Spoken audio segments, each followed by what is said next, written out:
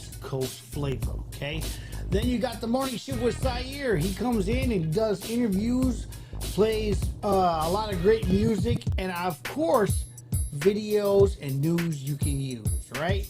Then directly after that is the Method Lab from 2 to 4 with Gio and Larry, followed by Fire in the Streets with OG, our music director. Make sure you check him out, playing some of the best independent music from across the nation every single day, Monday through Friday, 4 to 6, right here on HittingHardRadio.com. Also, a lot of great stuff going on in the evening time between the hours of 6 and 9, Monday through Friday. So make sure you tune in for those shows as well. We have Caesar Studio with Way Back Wednesday show on the Comfort Zone. And then every Thursday night is Throwback Thursday. A lot of smooth grooves and a lot of funk and electro. All that stuff kicks in. Starts right here at 9 p.m. till 11 every Thursday night. So don't go nowhere. Make sure you guys tune in and check them out. And then obviously every Friday, it is Hitting Hard Mix Show with the Pitch Control DJs, bringing you all the flavor you can handle for your house parties. If you're not going out to the club, you want to tune in, all you gotta do is listen to these dudes right here. About to get it in. Keep it locked right here, HittingHardRadio.com.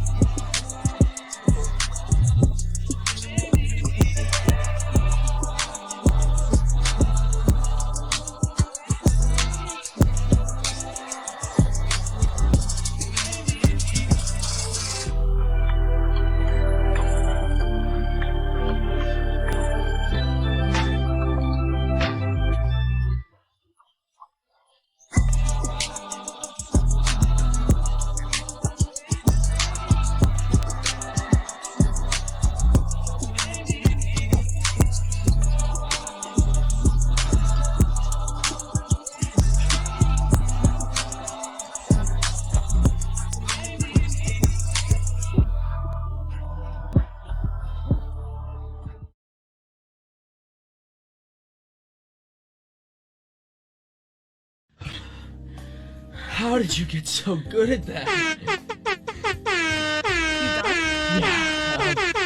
don't think I can do anymore. That's cool. Do you mind if I finish myself off really fast? I'm super close. Oh yeah, knock yourself out. Okay. I'm not even kidding, man. I mean, that was...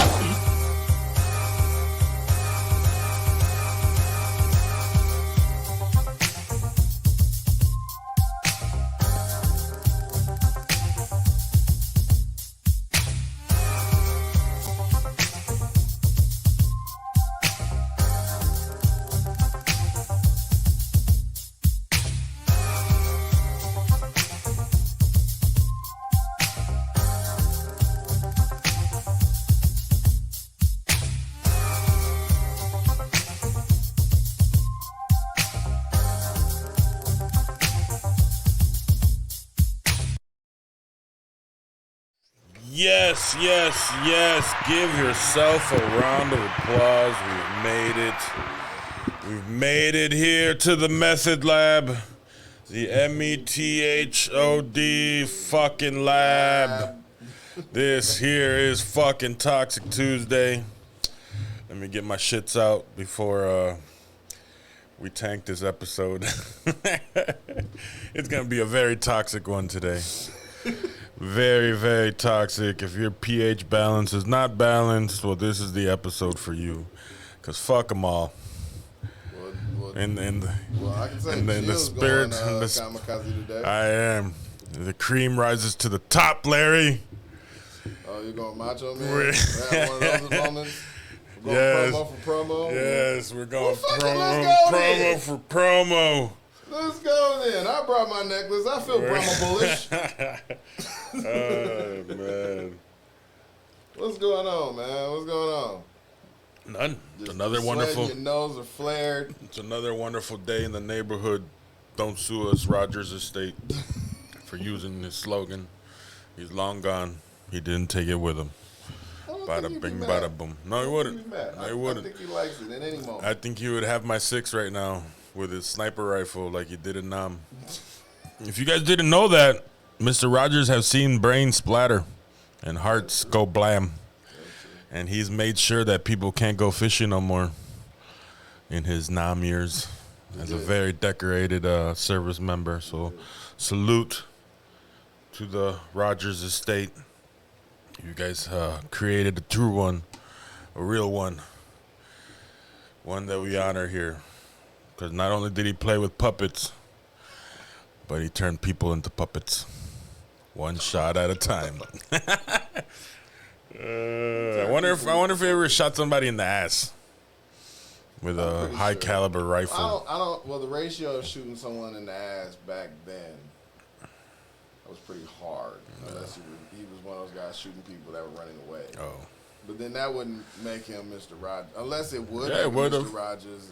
But then it would be like, Don't get me wrong. I'll shoot a motherfucker in his back. I have high honor, high integrity. But if the enemy's running, you pop him in the oh back.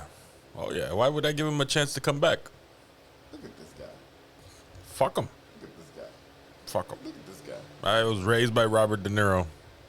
Robert De Niro did it. Movies. Man. It was movies. Hey. Movies. Hey, no one can stomp a skull quite like Robert De Niro. Robert De Niro didn't even stomp a skull like Robert De Niro. Yes, he did. That. He did. Go get your shine box. Listen. Listen. There are such a thing as stunt feet. Stunt feet? Yeah, No. stunt feet. You have to listen. I would never accept that. Listen. You can try to soil the good name of Robert Bobby De Niro Listen. all you want. Have you seen Bobby's earlier films? Have you seen Bobby cry in a fucking phone booth? I have. Case closed. I have. Case closed. Have you seen this man in his films where he was a sword fighter and shit? This man was very listen, Bobby was an action guy too. Yeah. He did a lot of films where he was, you know what I'm saying, really did things. Yeah. So by the time Goodfellas came around, He had bad knees. You know, like he was young. Godfather 2 was amazing. Like I believe he did all that. I believe he really killed a man. I really believe that shit because it was just always on him. It was great. When he stuck that motherfucker, I felt it. Felt it. It was amazing. But this young dude, real agile, taxi driver. It was like a big break for him and shit. Well, let's start off the show right. First and foremost, ladies and gentlemen, you can join us here at hiddenheartradio.com. Radio you can watch. As you can see, we're not perplexed. We're just here to talk shit. So make sure you go ahead and you share this link on your Facebook feed. If that is where you're joining us, join us on the messenger. Call, text 414-502-9447. The phone might or might not be charged. That's for you to find out. Well, for both of us to find out, I guess. Oh, look, 99%. You're just in time to make a call. So one call, that's all. Better call Saul. I don't know. Not at all. Not at all. Not at all. Don't call Saul. Don't call Saul. Yes, because you'll call Mike, and Mike will take care of it. He paints houses for a living.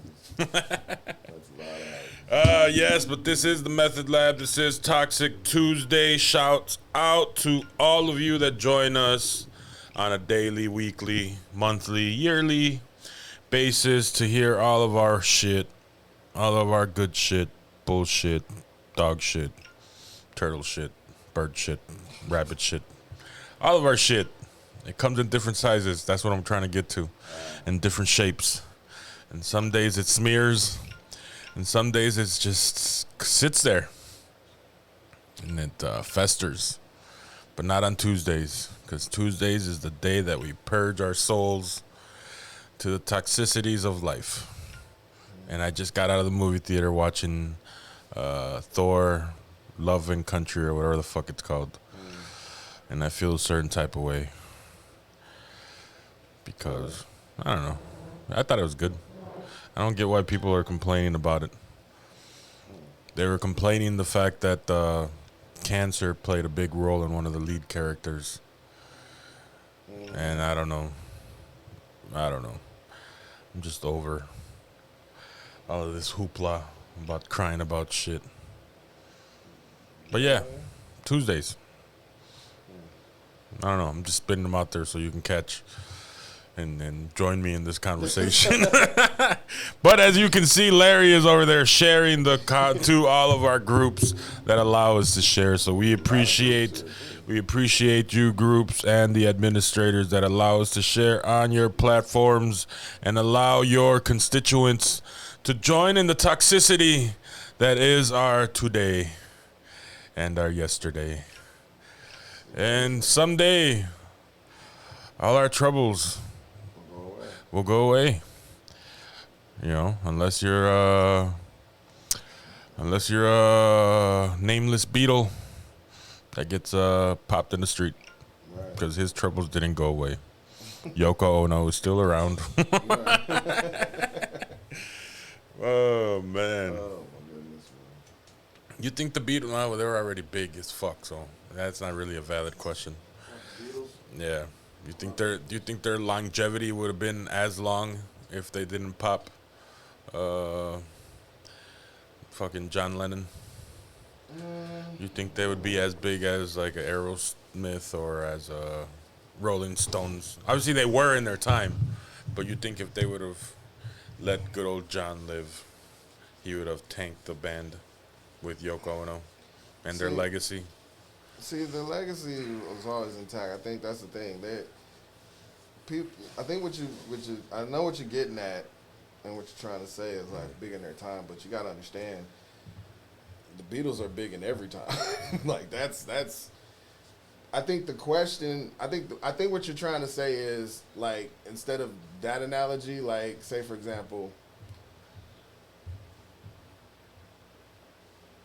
let's say a group like Wu-Tang. Mm-hmm. Like if Wu-Tang would have stayed together more instead of pursuing more solo things, would they Be as big be as big or bigger? or bigger? And instead of focusing on all of these other Wu affiliates and everything. I'm not gonna lie. like that.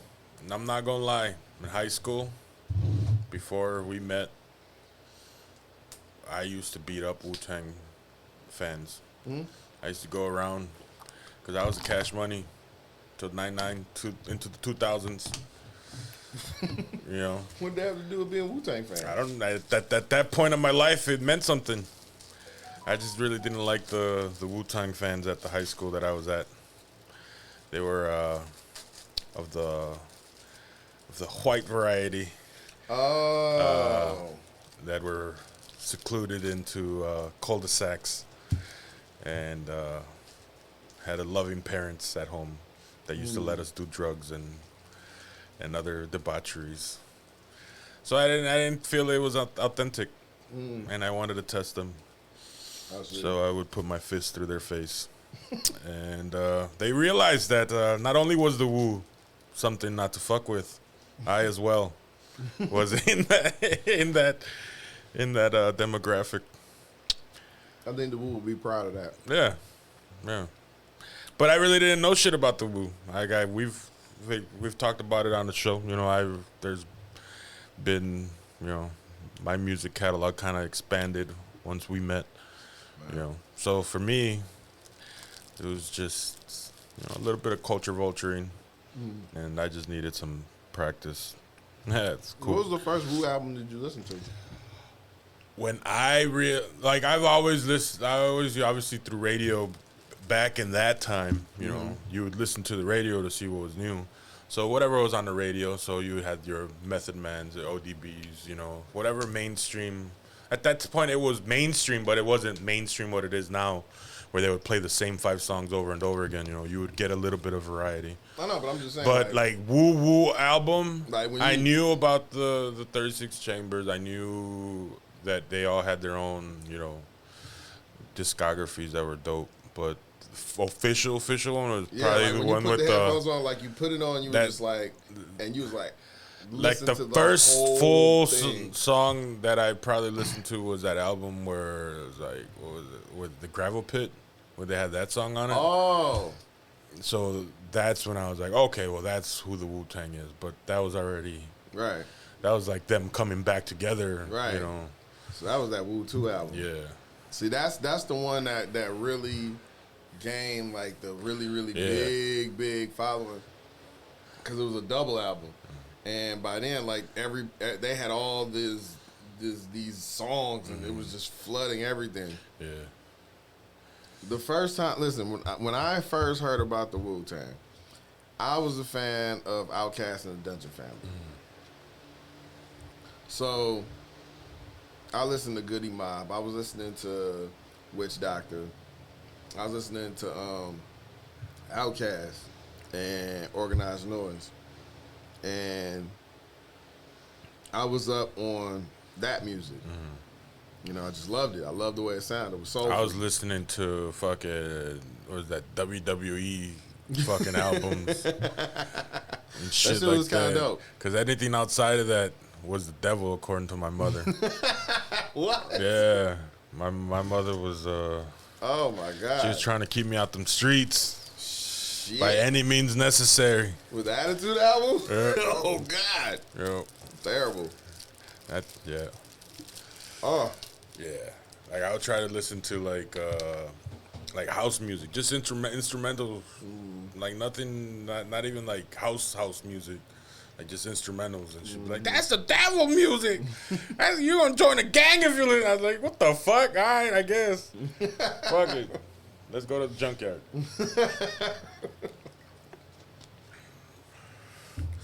That's it. The first Wu-Tang album I listened to, it was strange because when I first heard about it, it was when my uncle was in college. My uncle had him, and he had like, once he had the Wu album, he started buying all the members' solo shit. So he had them all tracked as far as like what was in order, who came out, you know, whenever. So I remember I was going backwards. I was looking at his shit, and I saw this album. I knew Method Man shit, and I seen his videos and stuff, and I remember liking I Came to Bring the Pain. Like, that was one of my favorites.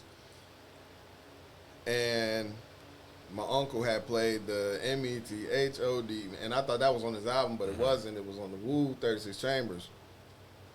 But before I even listened to that, it was this one that stood out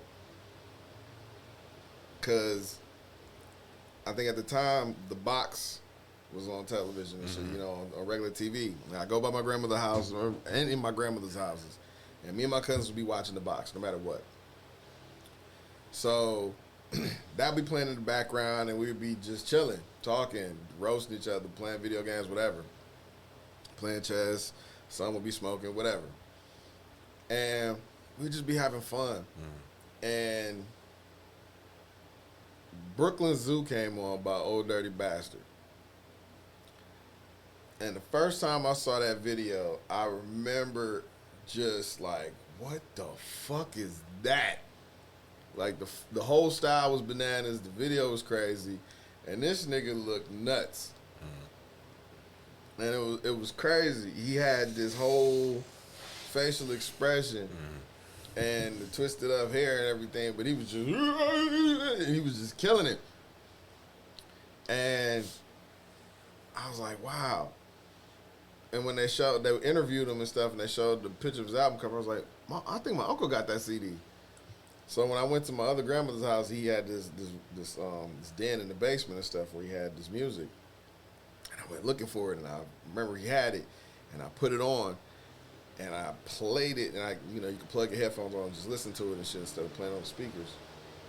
And I played that whole goddamn album like 3 times. 3 fucking times. Didn't even realize I was listening to it 3 times.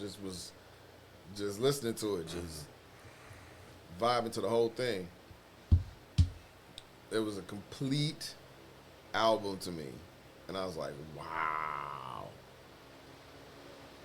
And from that, I went back to the beginning ones and just started listening to them all the way, all of them from then on. I didn't trek too much into some of the other members, but I remember Old Dirty Bastards being the first Wu-Tang album I listened to all the way through. That was like, I gotta figure out I gotta listen to these other guys. I listened to him before I listened to Method Man's and everybody else's. But Old Dirty Bastards, crazy ass. And that was a toxic nigga. That motherfucker there with his style was crucial. It was amazing. I remember y'all had that shit and you listened to it. You was like, oh my God. Like, Yes. I still, no lie, to this day I have DMX as my alarm clock in the morning. X gonna give it to you? Nope. Flesh of my flesh. Every morning, that's where I wake up to. DMX. Flesh of my flesh. All right, time to get up.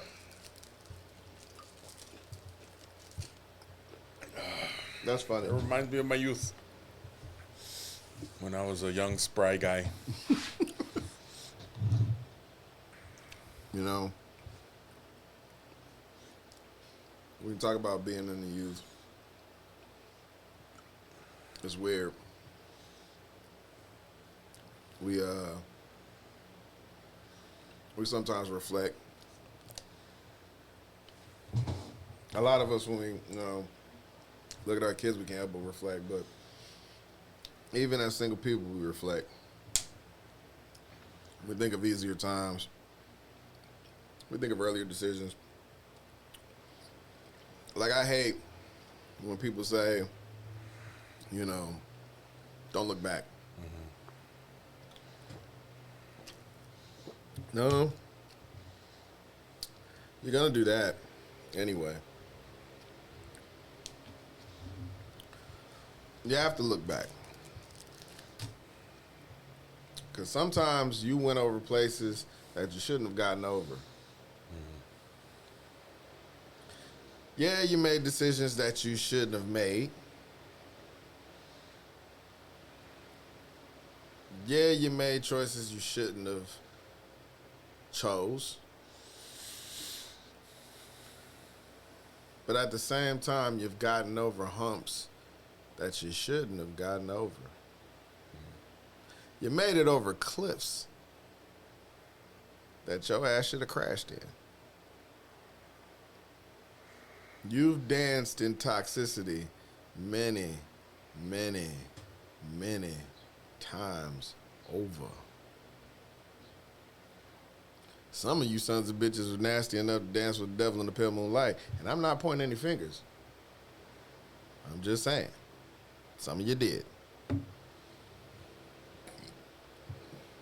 And if you're a male like us, you may have thrown your dick on the roulette table many a night. Or not enough. But not enough. Oh, shit. But today is that day. That day where we all get to bask in those choices. Those days where we get to sit back with no judgment and say, hey,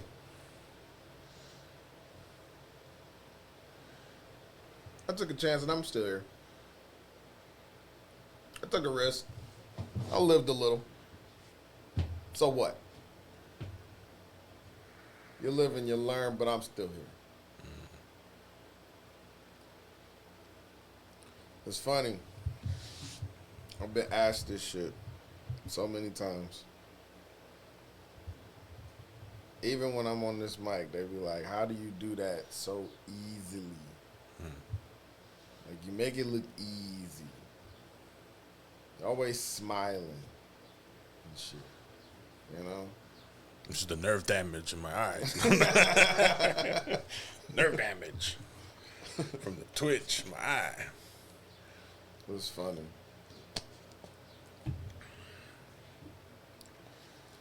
You know, I'm 40 years old. I actually look back a lot. And you know me, I'm always talking about what every age feels like. Cause you just feel it. You see what you go through. You see that experience, and you see how other people are when they experience it. That's why when I was younger, I used to always like when I would talk to older people. You know, like when they would say what their age is, how does it feel to be that? How does that feel like? What does that feel like? You know? Once I got old enough, I stopped asking what that felt like, because obviously once I got to a certain age that someone told me that they felt like I wanted to, experience it. And it's actually unique, because that's one of the most honest times we are with each other. It really is. A lot of people don't really take the time to notice that. We do not lie about what our age feels like. We don't. We don't. When a younger person asks you what it feels like to be 37 years old, or 38 years old, or 40, or 59, or 60, hell, there's kids that used to ask other fucking 16-year-olds, what does it feel like to be 16? I don't fucking know. Yeah. That's what it feels like to be 16. I don't fucking know. I don't know what the fuck I'm doing. I must be stuck at 16 then, because I don't fucking know. I don't fucking know. Like, if someone really, like, what's your age, G? Your age is what, 36? 36. 36. I'll be 37 next month. Next month. Yep. I think so. Yeah, 30. Yeah. Yep. What does it feel like? What has it felt like to be 36? To you? To me, Yeah. it's another day. Is it really? Yeah. It's just go, go, go. As far as in life, or as far as how it felt this entire year for you? Same. I don't know. I live in the moment. So that's what you did for 36. You lived in the moment. Sure. We'll go with that. I lived in the moment. I roll with the punches. Yeah. Yeah. Been a long 365. Been a long 365. No, it's been a good year. I don't know. I've changed. Yeah, I agree with you. Like, throughout your years, you change and you grow and you develop, and you can tell your mind is a little bit more ready for what the world throws your way as you get older. Mm-hmm. You know, shit don't phase you as much. You know, and it doesn't necessarily have to mean that, okay, once I hit 36, I became this savant and this wise. Like, it could be fucking halfway through that 36th year and you're like, finally, like, oh, ain't shit I could do about that. So let me focus on something else. You know, like, you get to a point where yeah, you grow, you mature, your perception's different. Like, what people demand of you, you either are okay with it or you say, you know what? No. Don't fucking demand shit from me. You ain't getting shit from me, motherfucker, except for what I want to give you. You know? I think that's what 36 was for me, I guess. I took control of my power over myself and my decision making and how people affect me and things like that. So I think I'm better for it. I think it sucks for people because I'm no longer that person that just gives just for the sake of being able to give. You know, now it's more of an even trade, if there's even a trade.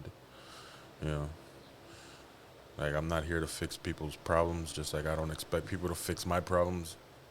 You know, I'm not here for people's toxicity and their bullshit and expect them to regurgitate or digest my bullshit. You know, obviously they listen to it, but they don't have to do nothing with it. You know, so yeah, I've grown. Yep. So Jill's an independent 36. Yes. So that's what 36 would feel like. Independent year for you. That's what it's felt like. I guess, yeah. Yeah. I'm okay with being alone now. Which is the truth. A lot of people are not okay with being alone. Yeah. You know, I can sit in a room and not be antsy.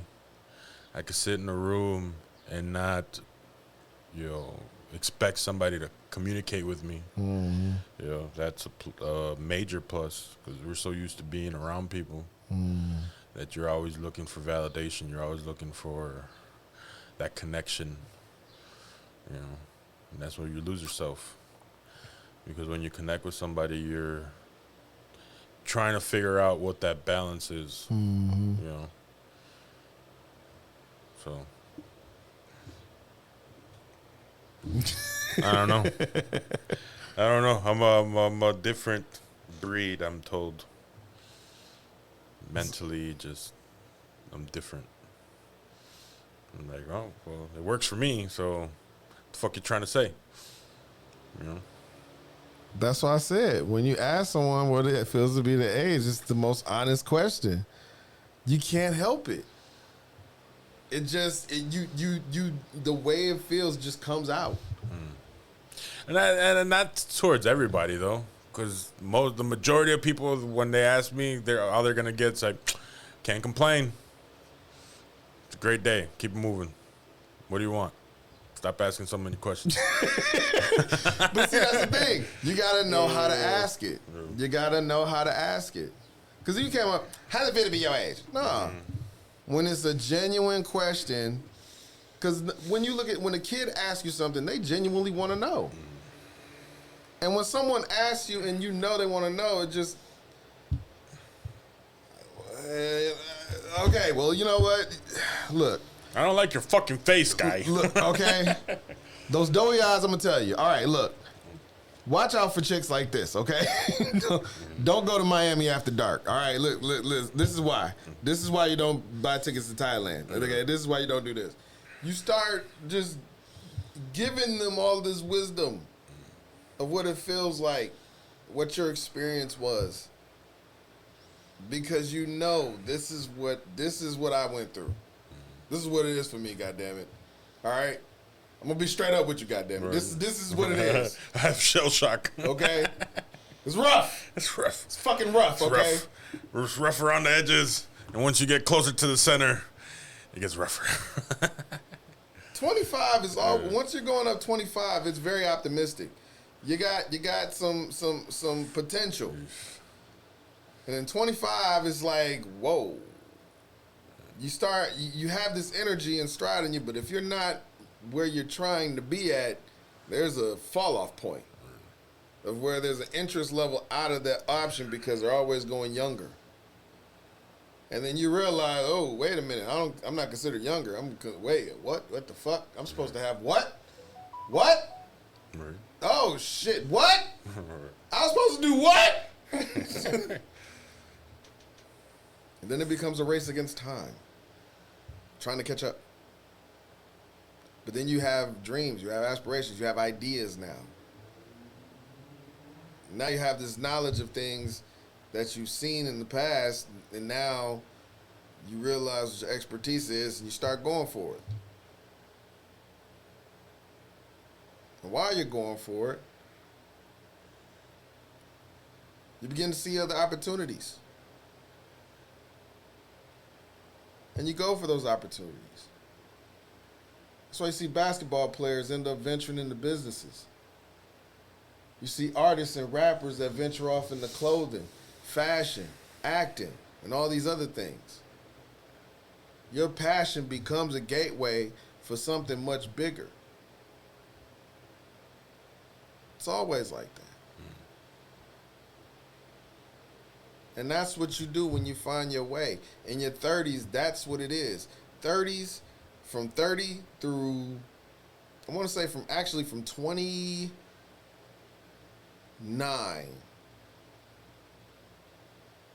through to 38.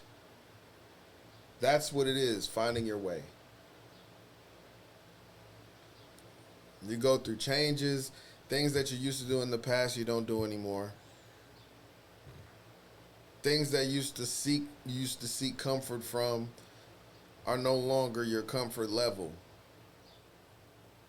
Because things that you used to do that you used to let yourself down, things you used to do to yourself that made you just feel a certain type of way, and even though it was manufactured, you get tired of it. 30s, those 30s are the most honest years of your life to yourself. Like everything that you once thought about yourself or manufactured about yourself, or any, type of arrogance that you had in your 20s and in your teens, dies in your 30s. Unless you're the high school superstar quarterback. Oh, it definitely dies for your ass.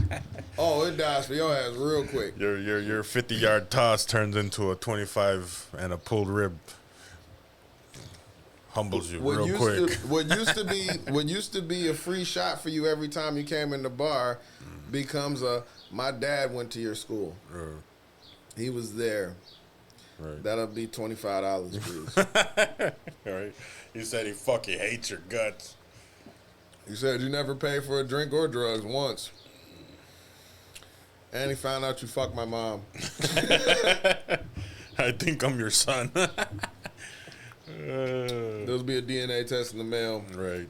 I'm gonna take this cup real quick. As a matter of fact, that drink just hiked up to $135 plus funny. tip. That's funny. So, I don't know. That's why I say once it turns 40, there's like a rush of joy. Because for some reason at 40, you feel good because you're 40, but everyone around you, for some reason, you look great at 40. 40 is when you get to 40 and you're waking up and you're breathing and you're like, you can stretch and you can walk, it feels even better. You have this like rejuvenation of feeling. It's just like, man, I'm fucking 40. Like people that want to feel some type of way about you. Well, I got 3 more years to give them hell. It's like you don't Give them hell. you don't even you're the unbothered is what it feels like. Fuck that.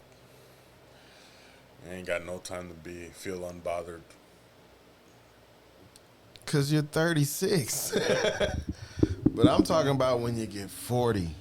Nah, B. When you get 40, you are unbothered. Man, you better fucking start getting bothered. Fuck that. By what? Shit. What can bother me, G? What? Man, there's a long list of things. I do. But you see, you gotta understand, I know where I've been. That's what 40 feels like. Well, I don't want to be 40. I'm going to be 36 for the next 5 to 6 years. I got a lot of shit to do. As do I.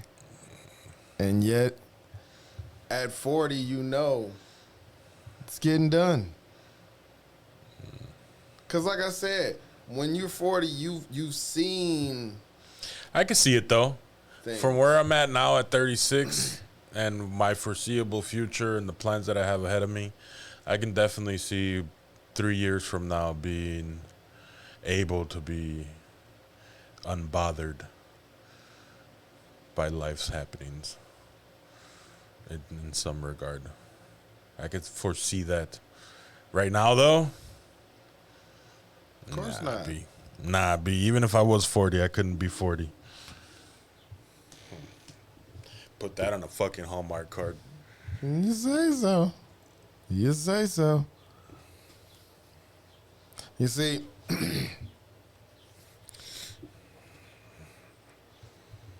in life, I've taken a lot of risks. I have. Financially, emotionally, physically. I've gone in a lot of directions in life. Some hit. Some missed. But yet, through all that time, being honest with myself and observing the direction yet that I'm in, the path that I'm on,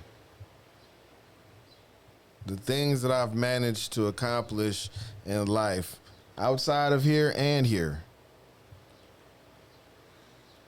have gathered me to a space where I can say, even in situations of darkness, even in situations of financial strain, even in situations of employment, even in situations of just relationship, when you've seen patterns, when you've seen things play out, yeah, you can get to a space where it's like, no, I'm not worried.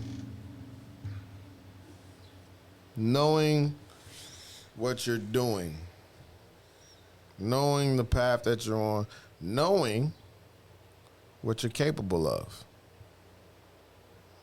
what you've pulled yourself from before,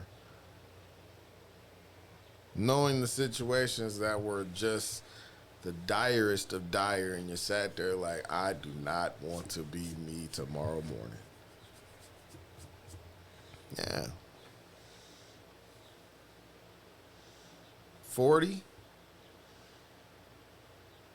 you feel good because you've known, like, God damn, 30 was rough as fuck. See, a lot of us will look at those years like 2020 and 2012 and 2019 and even 2021 and all those other record years. We would sit there and say that was one of the worst years ever. We'll sit there and be like, oh my God, those were terrible. Why? Because majority of the motherfuckers was in their 30s. Hell, I was in my 30s for those years. It was terrible. It was fucking terrible. 30s, you watch people you look up to die. You get shocked by family members that are closest to you pass away. You get rocked by friends that pass away. You get rocked because you see change happen. You go through changes as far as if you have kids, if you have marriages, if you have relationships, if you're going through financial stuff or, you know, career changes. All of that shit happens in your fucking 30s. It's a rough and rocky road. Why? Because you're finding your fucking way. By 40, you're happy to be alive. You're still finding shit, but you're happy to be alive.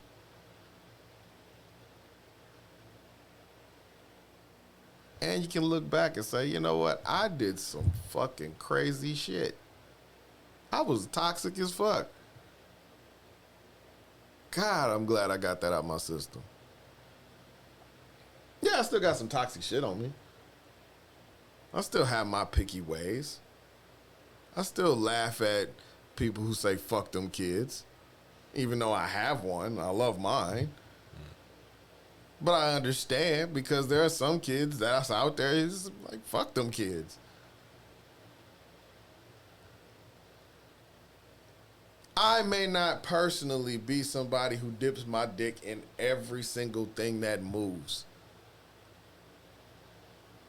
But am I friends with people who are? Yes. Why? Because it gives me some of the best material to talk about on this goddamn show. It allows for my sense of humor to go through the fucking roof and yet be able to laugh with a straight face and yet still not carry those traits home. Why? Because I'm fucking 40.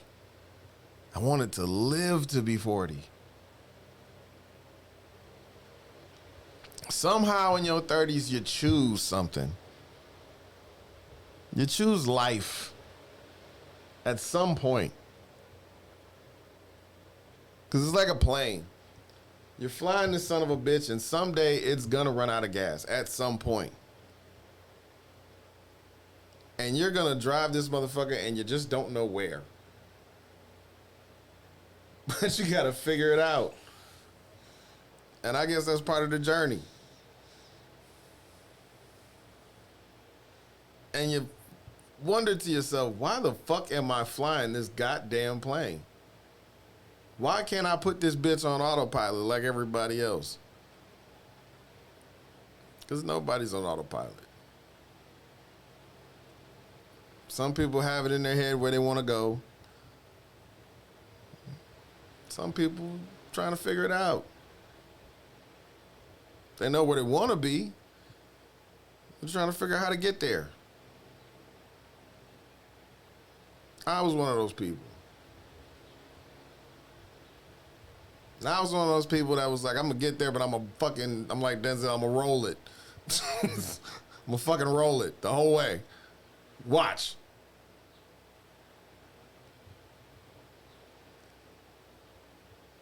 Yeah, sometimes I did too fucking much. And sometimes I did things that made it look great. I was like, oh shit, I can't believe I almost fucked that up. But I learned, hey, you do it with a smile, no one can take it from you. And I actually got that from Magic Johnson. They said he had $1 million smile. That motherfucker was always smiling. Even when he bust your ass in basketball, he was smiling. He'd make these lucky ass shots and be like, motherfuckers just took that shit like it was on purpose. Fucking Michael Jordan stuck his tongue out whenever he dunked on somebody. Motherfuckers didn't ask why. But motherfuckers started doing that shit on the court. Because they knew they was going to do some flashy shit. I'm going to dunk on you with my tongue out, nigga. I'm going to make a nasty face. I didn't like sticking my tongue out. I thought that was nasty. Especially when I seen one of my boys do it, and he tried to dunk on this dude, and he was short, and he licked the top of his head. And I was like, ugh. I threw up on the court. I was a kid. I threw up on the court. And they made me get off. They didn't want me to play basketball again. I was known as a kid that puked on the court. Because I thought that was disgusting. It was he knew he couldn't make the fucking thing, but I just threw up. I was disgusted. It was indoor too. It was nasty. That was just nasty. But I've lived and I've learned. I have. See, toxicity isn't just about sex. It's about the personality. It's about you on the inside. Yeah, it can be centered around, for entertainment purposes. We talk about sex. Toxicity is a way of life. It's insecurities. It's fear. It's the choices we make that really deteriorate ourselves or subtract from ourselves. That's what toxicity is. It's not just purging your thoughts about how you feel about feminism or how you feel about genders or how you feel about the opposite sex or how you feel about sex in general. It's how you feel about emotionally. It's like, mentally. It's a mental day to just run out there, even if you gotta scream at the top of your lungs just because you have no fucking place to do so.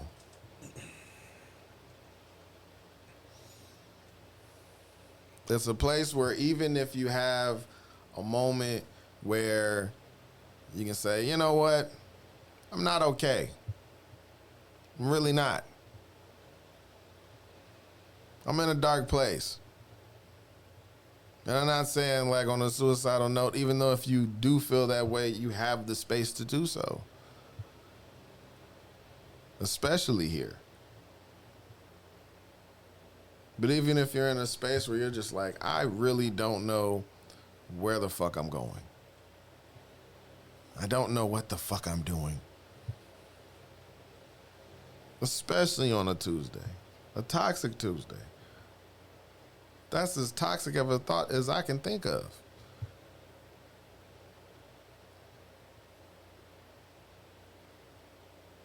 Sometimes it gets foggy out there. It really does. There are a lot of nights where I had no fucking place to go. Yet, could still be around people and function. I had a mother that no matter what happened around us, the show went on. She raised me that way. This is my poker face. That's how I've lived my life. So at 40, I can sit here and say, holy shit. I have not crashed this motherfucker yet.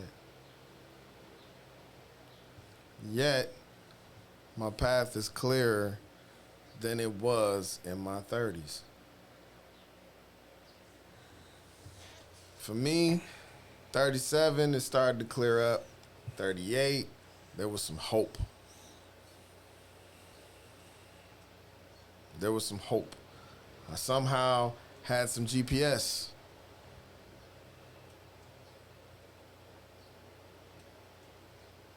Sometimes you find it within yourself. Other times, you find it in the people around you. Now, in your 30s, people shift. They shift. Some that you were cool being around are no longer cool being around. Circles do get smaller. They do. In your 30s. And you're supposed to learn to be cool with that. Because in your 30s, especially in your late 30s, you're almost at 37, and that's when the bullshit stops. Like I said, it's your honest years. I don't know if that's bullshit stops, but It does. I'm gonna take your word for it. Trust me. Trust me. I've been there.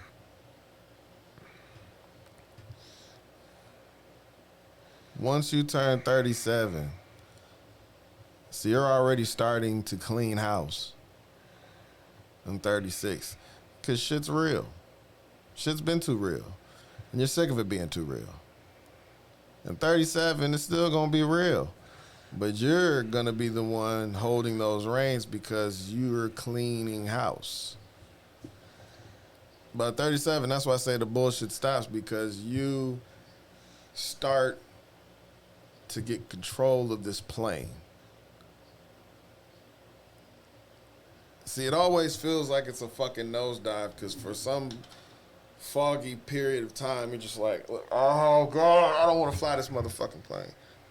I just don't want to do this. I don't want to do this. I don't want to do this. I want to be back to being a kid. I want to go back to being a kid. Oh, why is this shit normal? Why is that motherfucker flying so high? You son of a bitch. I hate your guts. You fuck stick. You're not even that talented. I knew you in high school. It's scary. It is. It is. It's a high time to be toxic. There's some people that just fucking on the plane and they don't even care. And they're doing all this shit, but it's not going where they want it to go. They're just happy to be flying.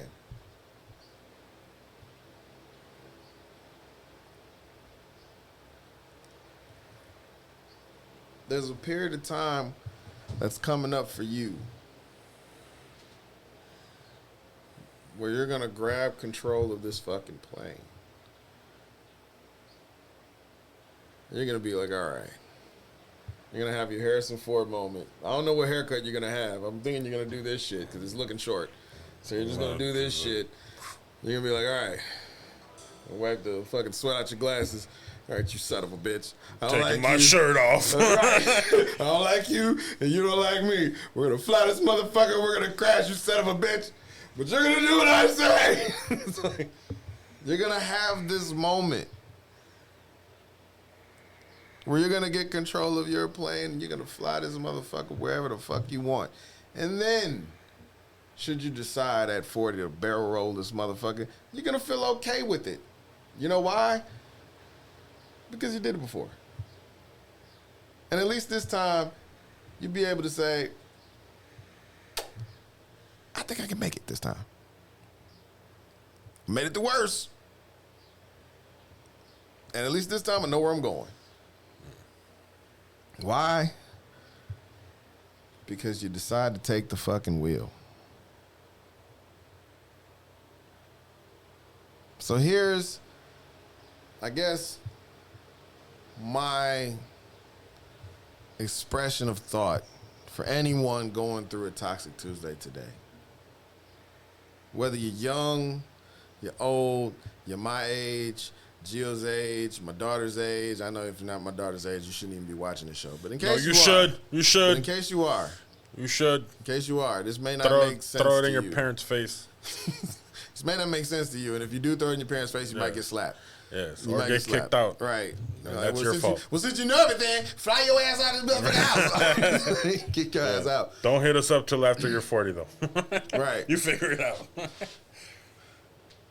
At least let this be this open thought for you. Life is like a plane, and I guess if this is not a ploy to watch Top Gun, I guess I don't know, because I didn't even watch the shit yet. But yet, from talking this talk, I feel like watching the goddamn film. Because somehow, some way, Tom Cruise inspired this message. I don't know how. Maybe he just jumped in my body and possessed me. I don't know. Probably. But somehow, He probably went up your butt like Ant-Man. Like Ant-Man did Thanos. apparently he did not.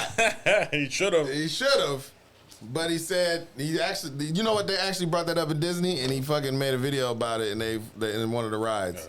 He's like, for any of you thinking that I should have entered Thanos, first off, ew. Second off, scientifically, that would not have worked because, and I presented a PowerPoint on how that wouldn't, and they cut him off and shit. But anyway, for this moment of Toxic Tuesday,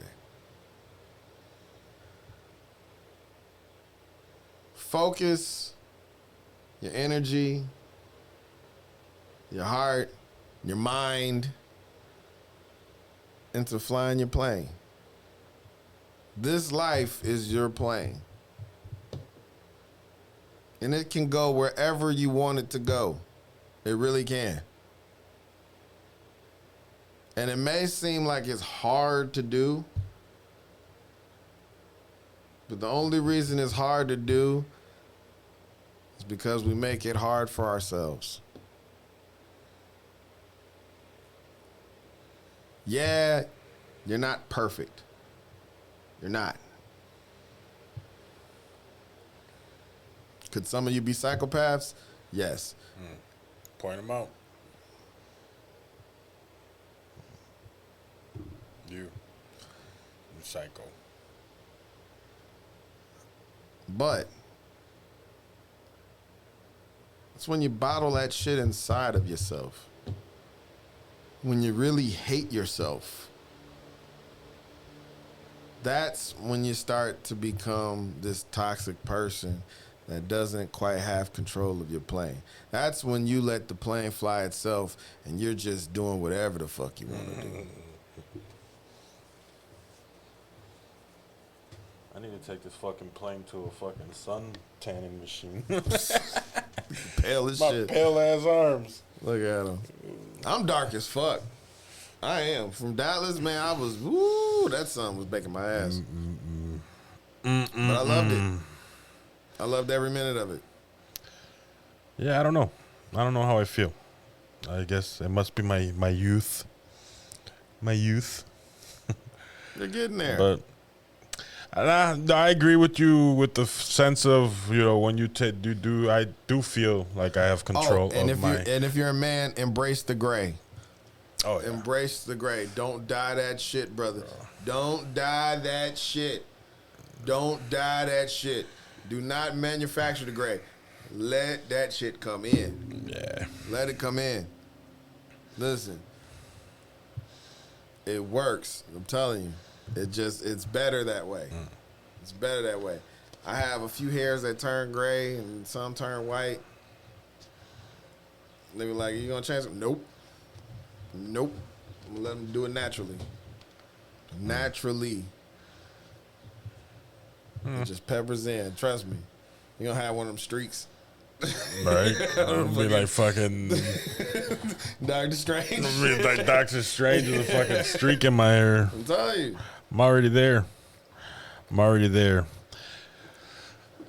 Oh, man. Let it happen, man. It's a Tuesday. Like, really, like, honestly, it's all in the individual, man. Like, it really is. Like, you have those individuals that, regardless what the opportunity is, they always see the negative in it. You know, you have those people that truly don't know what suffering and sacrifice is, and yet they feel a victim to the world. You know, there's so many. The pastor said it this week when I was working. He's like, regardless how you put it, you are unique within yourself. There's nobody that has the same skeletal structure that you do, you know, doesn't have the same genetic compound that you do. It's like, so everybody's experience, regardless, you can be a fucking in a Mormon combine and everybody believes and has a structure that's similar. Like, even with that, you're a unique individual, you know, so everybody's experience is always going to be different. You know, and like you said, like throughout life, you venture through it, and you see that, you know, you in your youth, you either are motivated by others' accolades or others people's strides, or you limit yourself because of envy or poor me mentality of why him, why not me, you know, like there's so many avenues in this world that you can take, so many ways of thinking. That you just have to be, like you said, you have to get to a point where you're content with what you choose for yourself, you know, and not necessarily that you stop being human and you transcend to this fucking superpower of knowledge and wisdom and now nothing phases you. Like, no, you still have human traits. It's just that you decide for how long that bothers you or for how long you carry it and for how long you're willing to put up with those the energy that other people bring to your table, you know, and that's what it is. It's a personal decision. Everything's a personal decision. You know, sitting here talking to you is a personal decision. You know, I'm not, if I wanted to, I just wouldn't show up. You know, in anything in life it's what you bring to the table that matters. You know, and who you allow to eat at your table matters as well. You know, because it's not black and white. It's not. You know, because you allow somebody to come eat at your table that might be better or worse than somebody else, but you have different stipulations for that different person, and that's a personal choice as well. You know, so it's a learning curve. Definitely is a learning curve, but you notice once it starts becoming more consistent, you get to know yourself a little bit better, because if you don't have like that, you know, fucking up and down, and you're like, well, today was not as bad as it was last week, but I feel like shit today. You know, like being able to notice that is a symbol of growth, because most people just be in that roller coaster of up and down, up and down, up and down, and never do anything with that data. Never do anything with those emotions and just let it ride. And then next thing you know, you're old and you have nothing. You have nobody. You aren't comfortable in your own skin. You aren't comfortable in your surroundings. You're not comfortable with the blessings that you have. You're not comfortable with those things that you've lost. You know, like, you have to be comfortable within yourself to some regard, you know, to really truly move forward.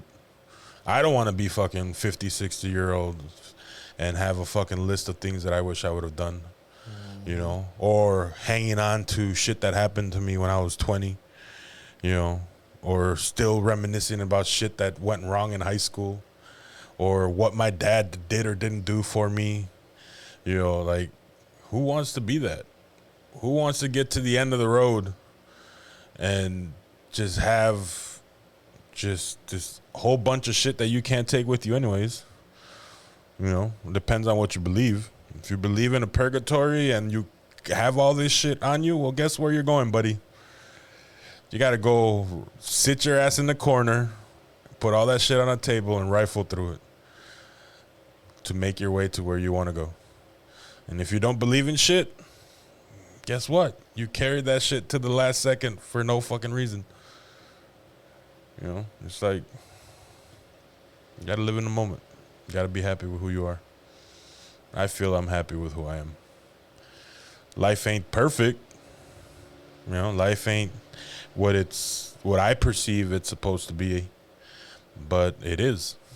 Regardless how I feel about it, it is. Because it wouldn't be happening if it wasn't. And I'll leave it at that. Put that on a shirt or a Hallmark card. So do you feel like you're taking a role of your plane? Oh, yeah. I've been had control of my plane. I know where I'm going. I'm just a motherfucking acrobat. I like the twirls and the spins and the ups and the downs. I've known for a long time. I just, like I said, some people like a single engine plane that just goes. Some of us have the fucking Millennium Falcon, and we like going through fucking caves and dwellings and twists and turns because we know we have it. We have the steady hand to navigate those treacherous waters. Or at least you do. You perceive that you do. You won't find out until you hit the fucking wall. I haven't hit the wall yet. You know? I've lost some paint. I've clipped some cliffs. I've clipped some cliffs. You know, but I'm still here. I'm still going. Ain't nothing gonna stop me. I always imagine I got the plane from Tailspin. From Tailspin? Yeah. I always liked that plane. Yeah. I always wanted to see that plane in real life. That goddamn cargo plane. Yep. Lands on water. Yeah. Yeah. That was always my plane of choice. I love the Millennium Falcon, don't get me wrong. But in life, my plane, I decided a long time ago, the plane from Tailspin. And the only reason I say that, of course, beside from the fact you land on water, is because my plane always felt heavy. It did. Because it carried a lot. Or it could carry a lot. Some of us, especially those of us when we talk about what it would even look like. When I studied psychology, they used to talk about how when we would make analogies for our lives, it was one of the most honest traits of ourselves. And even when we talked about what it would look like or the manifestation of that psyche. Like some people would say, I got the plane from Top Gun, the Maverick. Somebody that lives fast and dangerous, obviously. It's trying to get there in the fastest route. That's how they play life.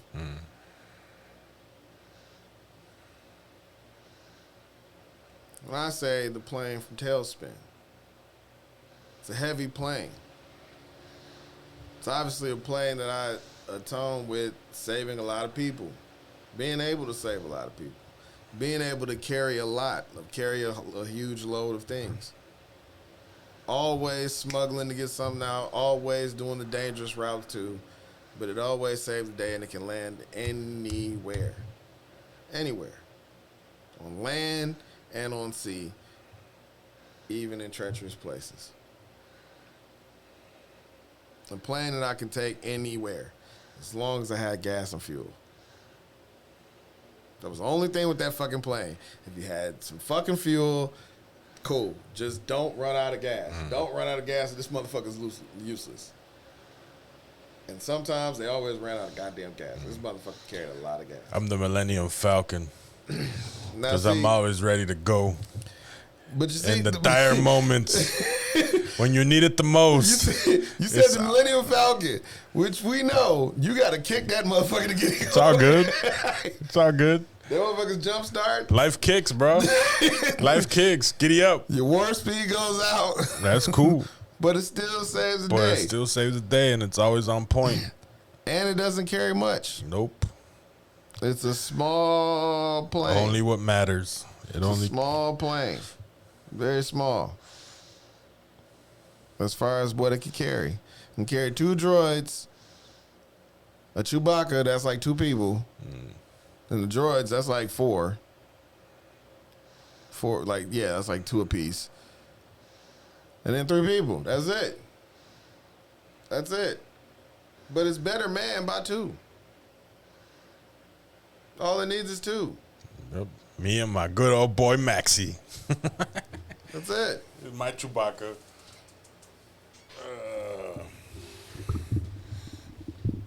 The way you live and fly your plane as you live in life.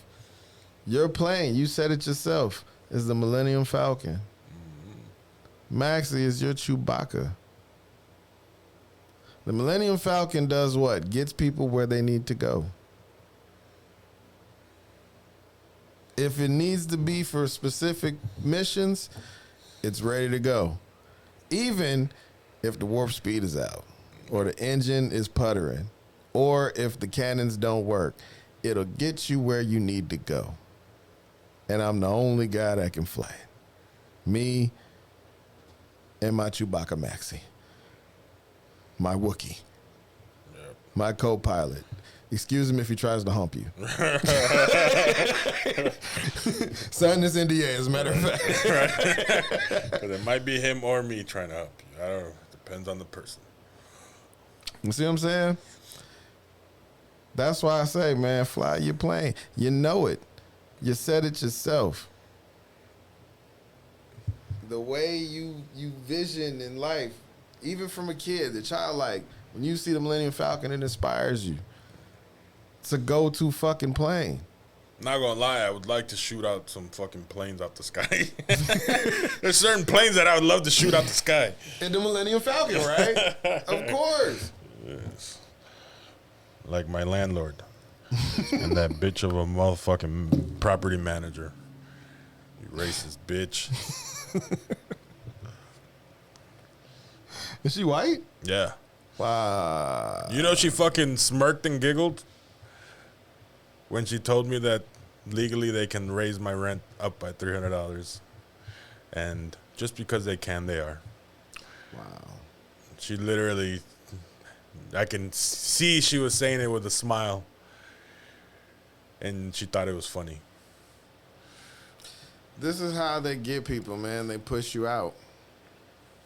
They push you out for people that they want to afford it. Mm-hmm. It doesn't necessarily have to do with the fact that the conditions of the house does not warrant a raise.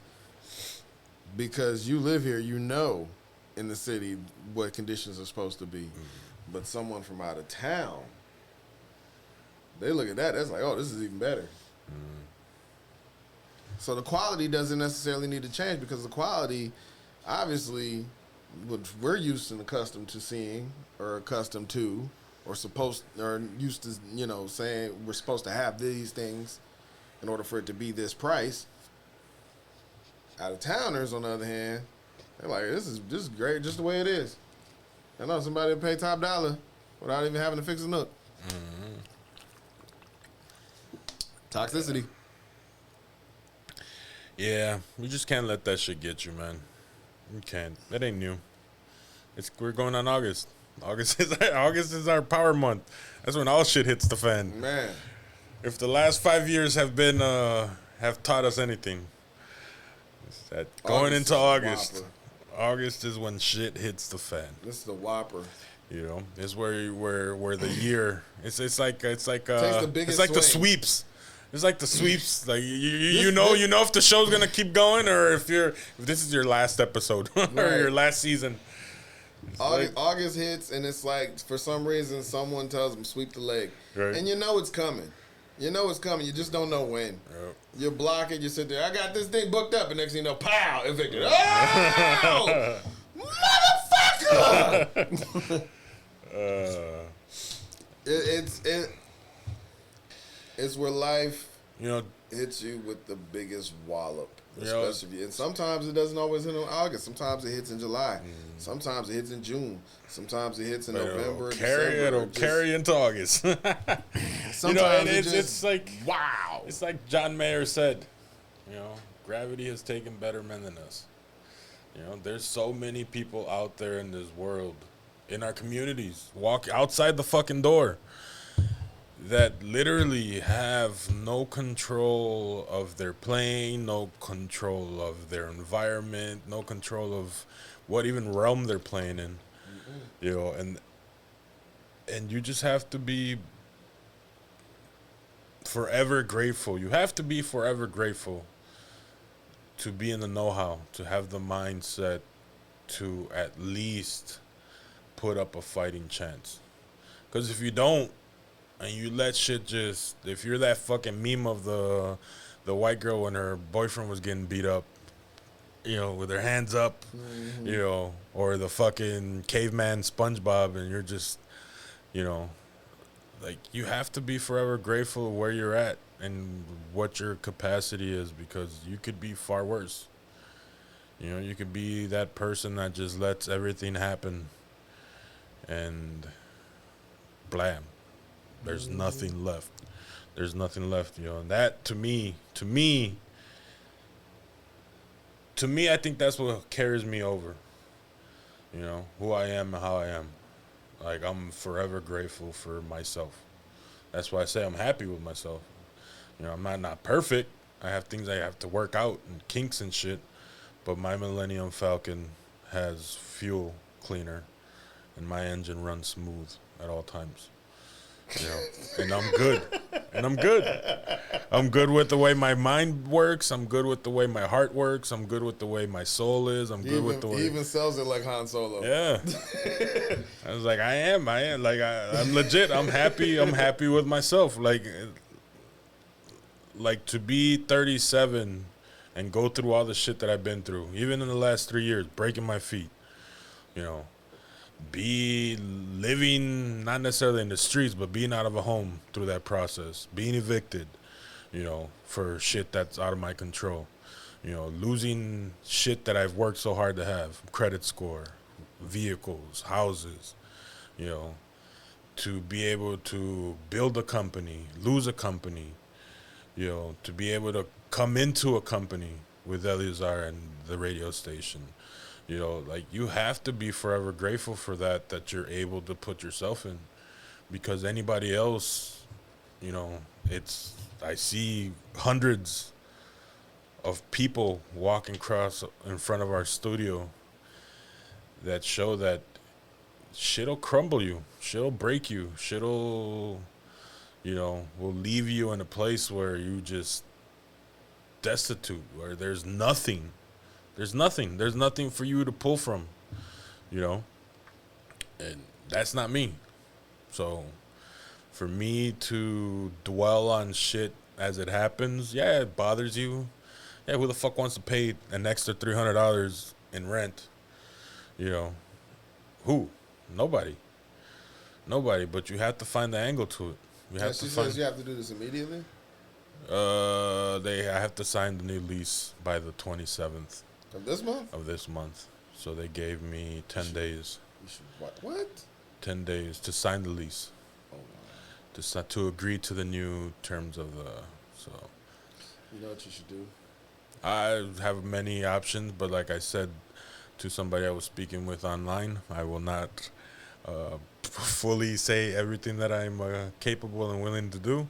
Don't say just anything. In case. I'm gonna suggest it. Okay, it has no ties to you. You don't even smile. You just smile. Don't even nod your head. Don't even agree to it. I'm just gonna throw this out there. Okay. Now, all right. I got this idea from an old school cat. Some of you out there may know who it is. Goes by the name of G. Gordon Liddy. Okay. Now, he had this operation called Operation Gemstone. All right, he was going to use this on the Democrats. All right, here's what I'm suggesting. You should go for Operation Ruby. All right, Operation Ruby is where you get your landlord, you get him on a boat. Okay, you get him on the boat with some lady or men of the night. All right, you get some music going. Get some, some paraphernalia going, make it a old good night out, right? Yes. And then you film it. Nothing gets it going like some Kenny G and heroin. Exactly. Now you're talking. That's the San Francisco treat, right? Okay. Then you get a camera and you film it. Yeah. You film it. I guarantee you, if rent doesn't go down by $800, it goes live. It goes live. Nah, man, it is what it is. I don't know. G. Gordon Liddy would have did it. Yeah, and now we're talking Democrats. Okay? I got so much other shit though. I don't know. She's a Democrat. She's a liberal. It would be sexist for her not to take it. like I said, there's you have to be eternally grateful for where you're at, because if I wasn't where I was at right now, mentally, just in life in general, who knows what the fuck I would do. Take me at 20 years old with the friends and my hood rat friends that at that age, that fucking house would probably be on fire right now, burning down. Nah. Windows busted out. I think if that house was car. If that house was there earlier, if we had control of the house earlier, then yes. Yeah. But I think it's definitely, it is what it is. Like I said, one door closes so that another door opens.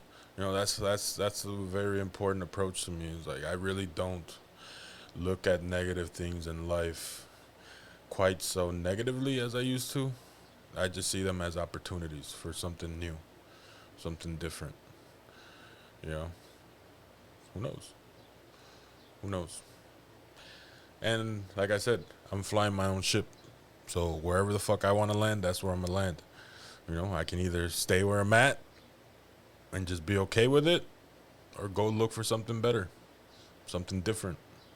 You know, because you could always pay the same, but get something different, and that different might be what you need, that inspiration. You know, so it's all right. It's all good. I'm not stressing it. You know, and if I do, well then, I'm sure some of the neighbors got tiki torches from their march.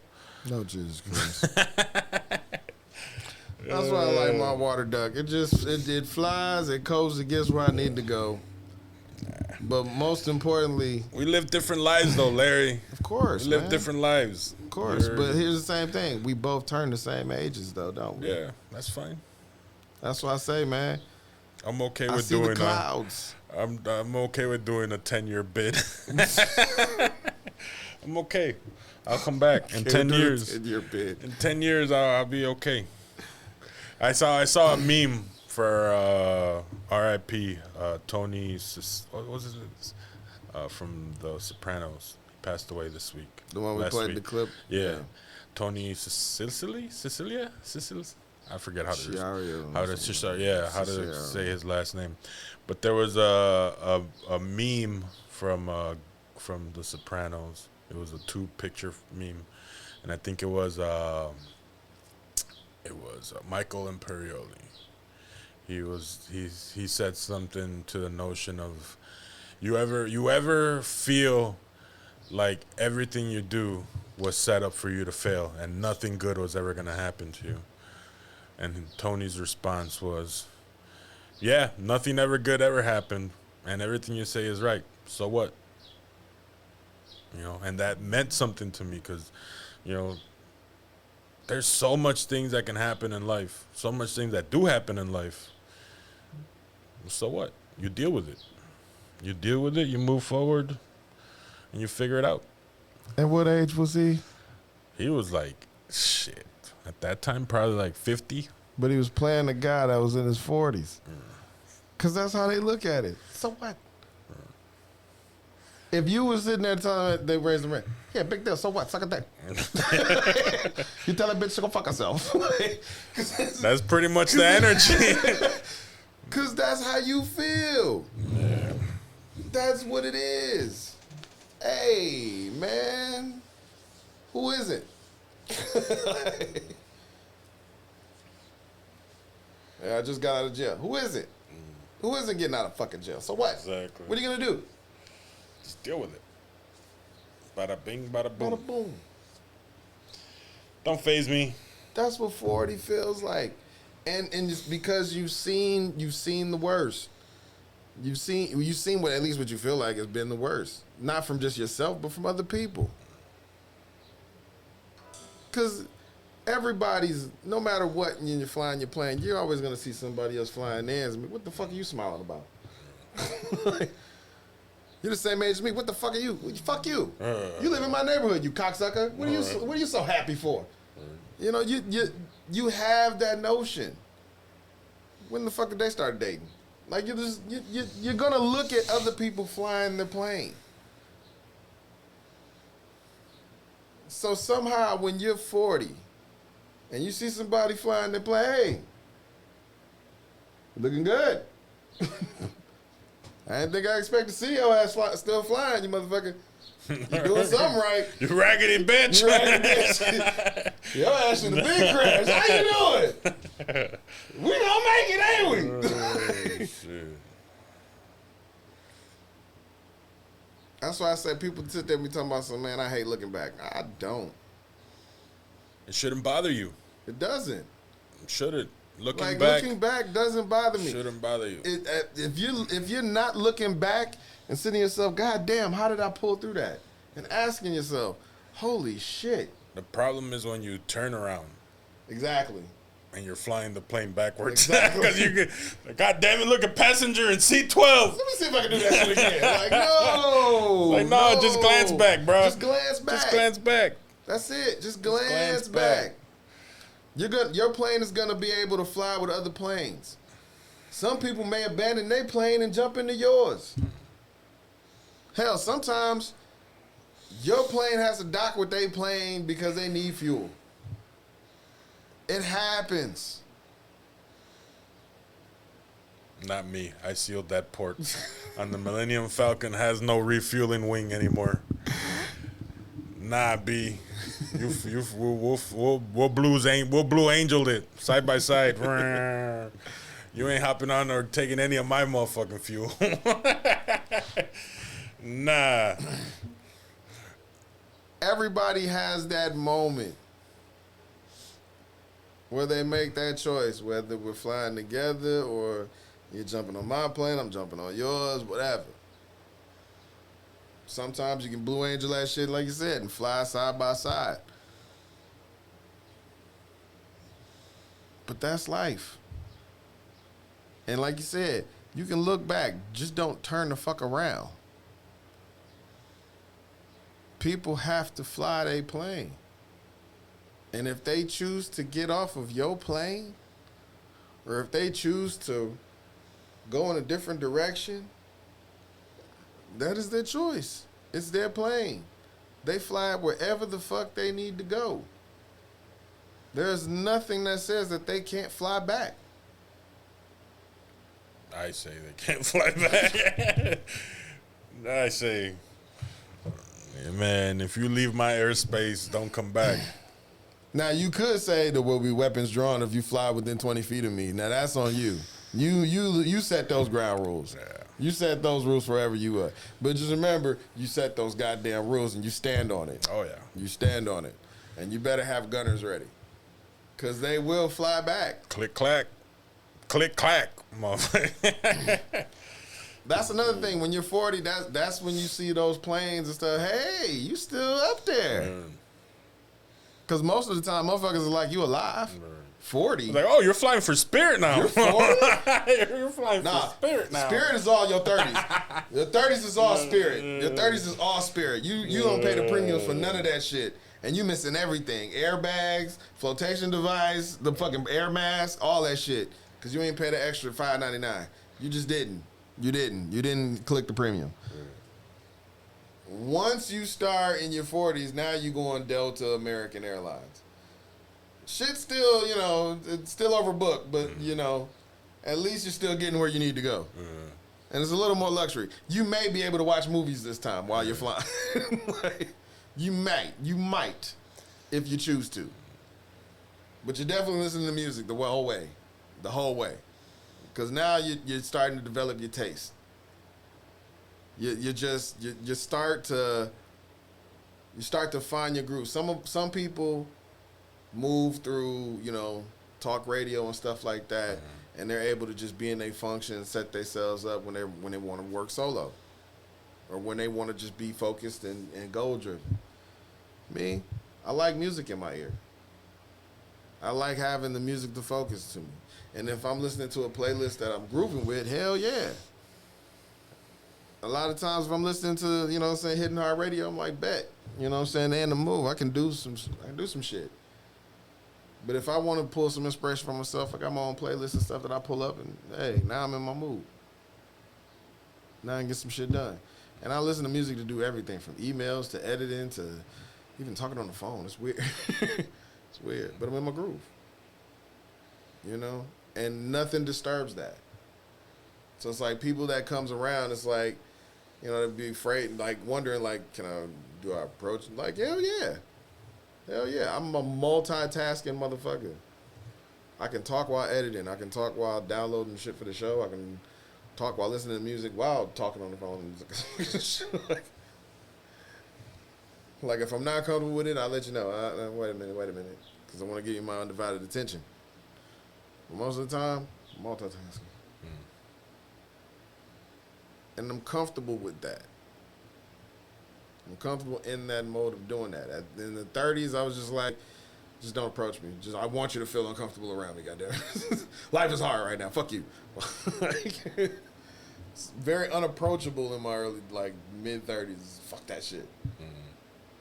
I give you time of day. Fuck you. My life is hard. Fuck you. Earn my respect. And you gotta, it's the progression. It's part of it's the process. It's like, because I look back And like at times I'm like, damn, bro. I was like, I was married for 13 motherfucking years. Like, that's focusing on kids, that's focusing on the household, that's focusing on joint goals and aspirations, and it was a completely different world. And like, you can, but you shouldn't look at that as time wasted. You know, because all that has gotten me to where I'm at now. You know, and it's that's how it be. That's how it be. It's like, that's the whole purpose of looking back. You know, if you look back and there's something really there that really pains you, then that's something that you need to address. You know, that's something that you need to address, and people have it in many varieties, whether it's a trauma, whether it's an experience, whether it's something that, you know, they feel that they did wrong. You know, you have to address that. You know, or you keep flying your fucking plane, and when it affects you again, it'll affect you again, and you'll be forced to look back regardless. You know, we talk about that all the time on the show. You know, and that's just part of it. It's part of the process. You know, and I don't know. I guess the moral of the story is, you know, for me at least, is not necessarily don't be too harsh on yourself. You know, be harsh on your reality. You have to be harsh on your reality. Because if not, you're very easily can paint a picture that's not fact for yourself. You know, you can do the smoke and mirrors on yourself. You can okey doke yourself. I was watching a movie on Netflix with Thor, Chris Hemsworth. And at the end of the movie, he's drugged up and he's flying a plane, which is ironic. But he's drugged up, and his vision is of this paradise that he's flying towards, but he's actually flying towards a cliff.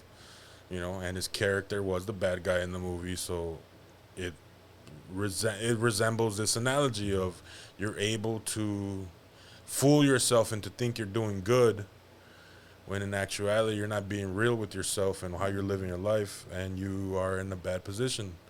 You know, when the least or the last minute, when you try to rectify it or you least expect it, reality hits you in more ways than one. You know? And he thought he was going to tank the show. Look how he pulls the plane up right there. Like I told you, I'm the fucking Millennium Falcon, bro. I'm like Han Solo. Just like Han, he takes the credit. Ain't that a bitch? Hey. Takes the credit like the Millennium Falcon flew this. That's why we're a two. The Millennium Falcon. That's why we're a two-person crew. The goddamn yellow duck flew this goddamn plane, and you know it. It was big enough to carry the Millennium Falcon. It was big enough to carry goddamn cargo and other planes. It was huge. It's all good. I'm good. I'm just saying, it lands in treacherous waters. And just to let you know, it's got rocket boosters too, so it can't fly in space. Right. Like a Celica in Fast and the Furious. It can. If those sons of bitches made it, so can I. Right. And I'm a bear. I'm a bear. And I flew this goddamn plane. Me and my berry kid. That's funny. But that's what it is, man. And it's crazy to even use that analogy. And it's funny because I know the movie that you're talking about. I fell asleep on it. But I do know exactly what you're talking about. So I figured that's how it was going to end. But that right there, being able to look at life and give it those analogies, I'm able to pick that up from people older than me.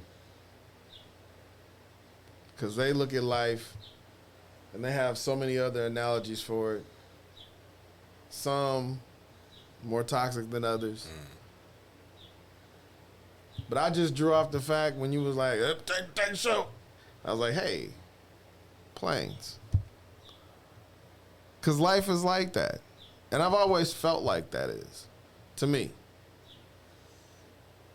Because you don't even know you're flying this goddamn thing until you're told, okay, take the wheel. And you're like, oh, all right. You're just there. And you figure the plane is flying, but you're just there.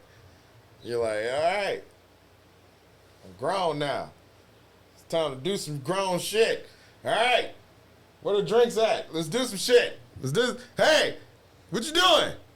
Why you flying? What you doing up there? Okay, whatever. Fuck you. I'm going this way. Yeah. You don't realize you're flying this goddamn plane because you're just doing shit. You're still learning. To you, it's on autopilot, but you don't realize until later on you're flying it. It's really like that. And when you do, you make that choice that you're gonna do it. I just need a couple stewardess.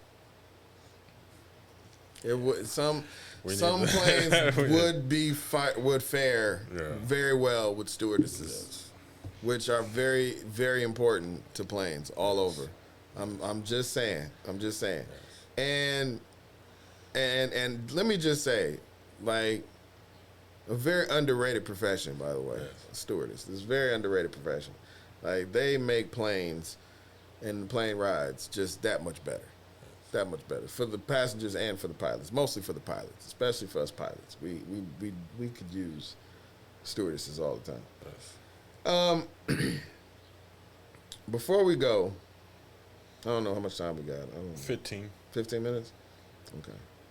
Before we go, before we sign off, you know, at least take that from you. I know a lot of times we get on here, we get raunchy, and we talk about sex, we talk about gender, and we talk about, you know, all kinds of relationship shit.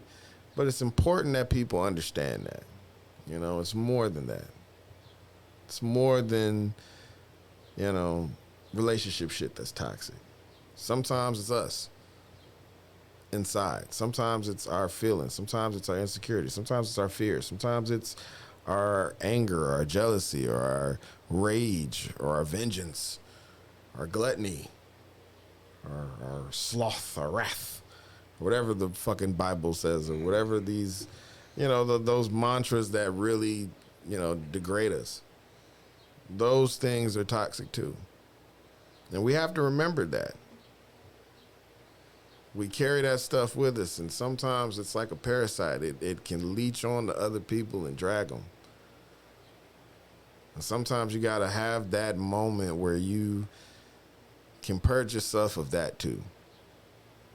And shed it off for a moment. You know? Because it really can't uplift that load. It can really get your plane going. Sometimes you just got to shake off that goddamn earthworm. We're not in the goddamn hole. We've been eating, you son of a bitch. Start shooting the walls. Sometimes you got to shoot the goddamn walls. Fly the fuck up out of there. Sometimes I got to shake off an octopus squid that's just fucking hanging on. What about me? Let me on. You can carry me. I got to shake that shit off. It happens to the best of us. All of us have our different adventures. But nobody's flying as easy as the next. I guarantee you that. We could have two different lives. Yet, we would never trade places. Never. Because I guarantee you, I'd never want to be married in that situation. Just like I know you would never want to be single in mine. Wouldn't work. We would never trade places. And there's a lot of you out there that wouldn't trade places with your friends as much as you think you do. You don't. I wouldn't trade places with Tyler Perry. I wouldn't. I don't want to wear a dress. Some of y'all be like, I put the fucking dress on. Yeah, okay. Until you have to put the dress on. Until you realize what he don't talk about.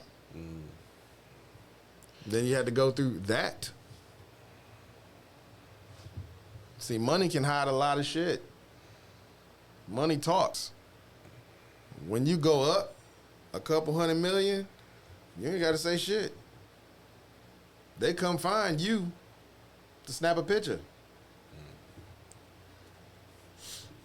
Now, if you have over millions of followers, now they come and snap a picture too. And you ain't got to say shit. I'm just not one to dwell on somebody else's experience. Exactly. You know, Jay-Z cemented it into my head. What you eat don't make me shit. And that's in all aspects of life. What you do with your 24 might affect my 24. You trade bank accounts, but you definitely wouldn't trade lives.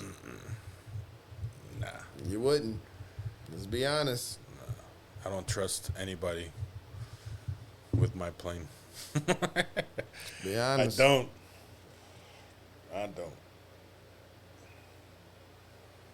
I love my plane. It's got 40 years to make this plane mine. Took me 40 years to learn how to fucking fly it and get it going. I spent 40 years going in the direction that I've wanted to go in, and it's going. I got a system intact. Not a lot of people will understand it, 'cause they ain't on it. Yet, you never see me going on people's plane telling them how to fly it. Because nobody's there to come and tell me how to fly mine. This plane was given to me, and I go down with it, no matter what.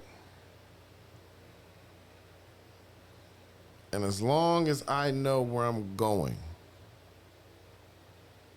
I'm good with that. And you should be too. And if you're not, Then you need to figure out where you're going. I was going to say that's your fucking problem. But that's just me. Jill's gonna shoot you out the fucking sky if No, you I'm don't know not. where you're going. You do whatever the fuck you if you want. barrel roll in front of Millennium Falcon, he will shoot you down. That's for sure. He'll shoot you That down. is for goddamn sure. I'm just gonna let you know now. I'm like Han Solo. I shoot first. You barrel roll in front of him, and you get in his path, he's gonna shoot you down. Yes, I will. He's gonna shoot you down. No cap. No Just cap. know that right now. Yes. Just know that. I don't know. I've been told I have a warrior spirit where I am gentle to nature and creation, but yet I'm fierce to anything that gets in my way. But you shoot first. How is that gentle?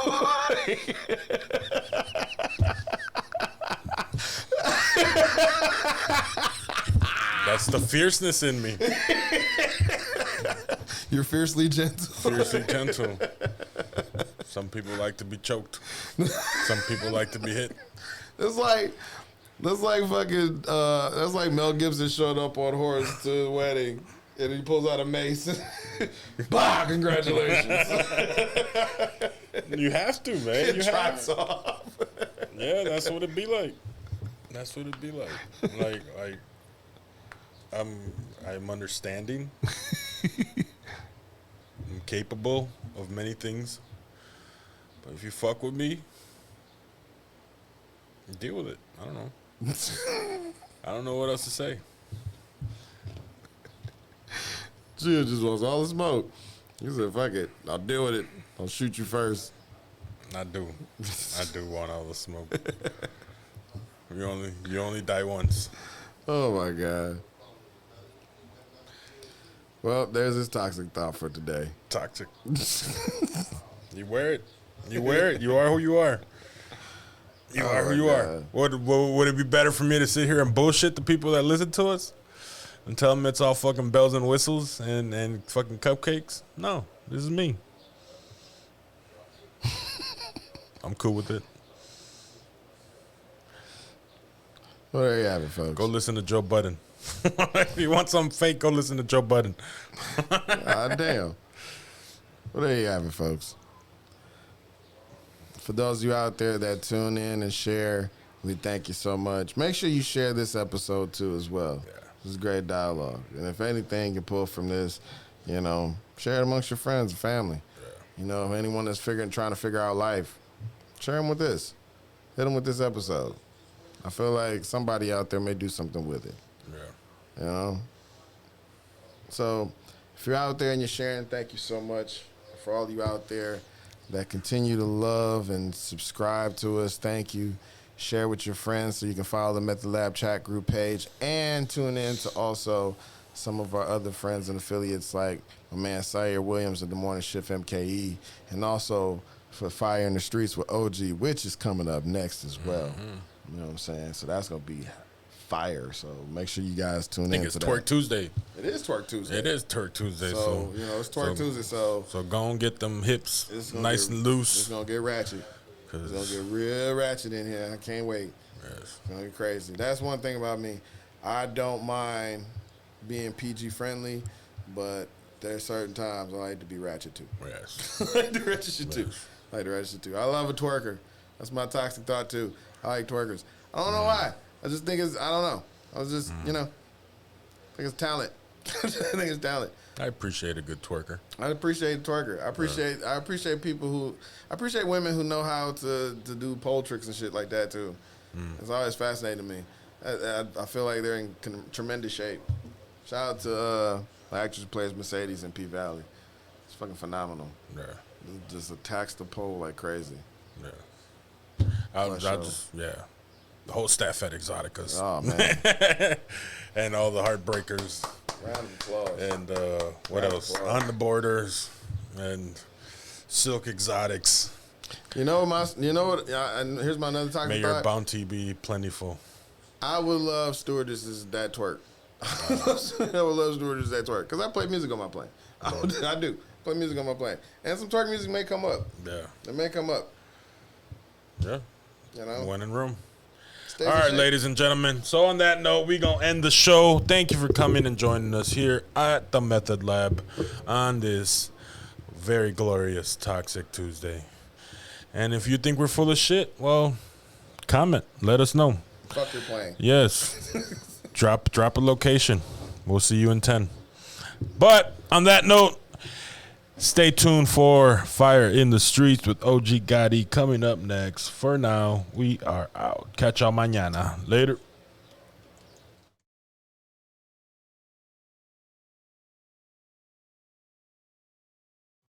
What you doing still in bed, man? Yo, you need to punch in for that Morning Shift MKE with Sire right here on HiddenHeartRadio.com exclusively from 10 to 2 p.m.